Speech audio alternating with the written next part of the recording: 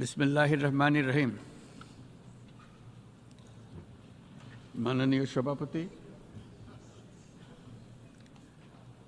জাতিসংঘের সাধারণ পরিষদের সভাপতি নির্বাচিত হওয়ায় প্রথমেই আপনাকে আন্তরিক অভিনন্দন জানাচ্ছি।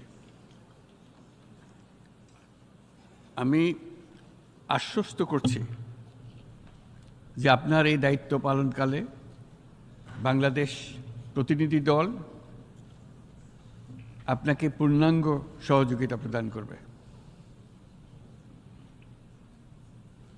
জাতিসংঘের ম্যান্ডেটকে সমুন্নত রেখে বৈশ্বিক সংকটসমূহ নিরসনে মহাসচিব অ্যান্তোনিও গুতেরেসের দৃঢ় প্রতিজ্ঞ সাফল্যমণ্ডিত নেতৃত্বের জন্য তাকেও জানাই আন্তরিক সাধুবাদ।